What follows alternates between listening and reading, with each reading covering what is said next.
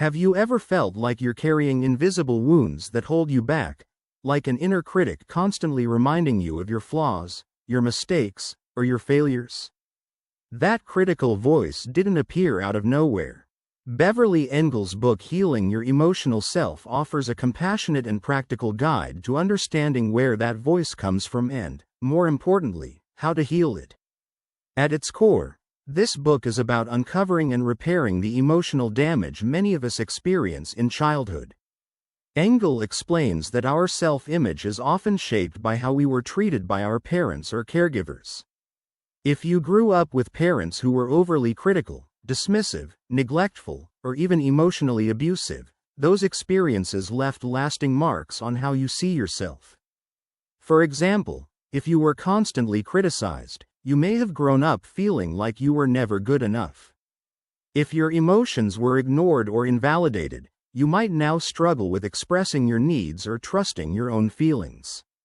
These patterns of low self-esteem or self-doubt can follow us into adulthood, affecting our relationships, our confidence, and our overall happiness. But here's the empowering truth: your past does not define you. No matter how deep those wounds may feel, you have the power to heal and rewrite the story of who you are. The first step Engel teaches is awareness. You have to recognize the ways your childhood experiences shaped your inner dialogue. Take a moment to reflect. What are the messages you tell yourself when you feel insecure or when you make a mistake? Are they harsh, critical, or unforgiving? Identifying these patterns is the first step toward breaking free from them. Once you're aware of the damage, Engel introduces the idea of reparenting yourself. This means becoming the nurturing, supportive parent you may not have had. Instead of tearing yourself down when you fail, offer yourself compassion. Instead of ignoring your needs, prioritize them. Treat yourself the way you would treat someone you love deeply, with care, patience, and encouragement.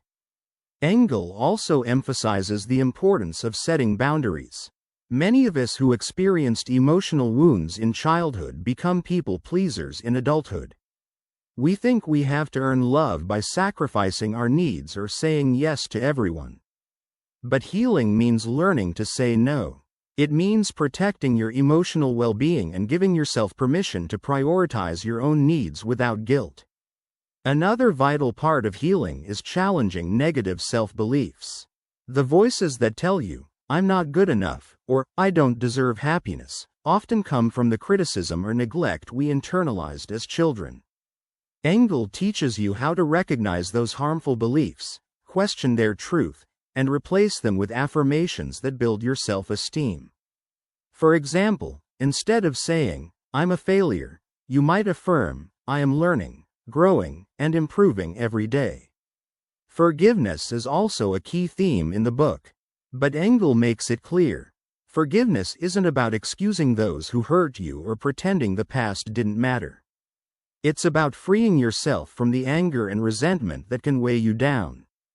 And perhaps the most powerful kind of forgiveness is self-forgiveness. Letting go of guilt or shame from your own mistakes and choosing to accept yourself as imperfect but worthy of love.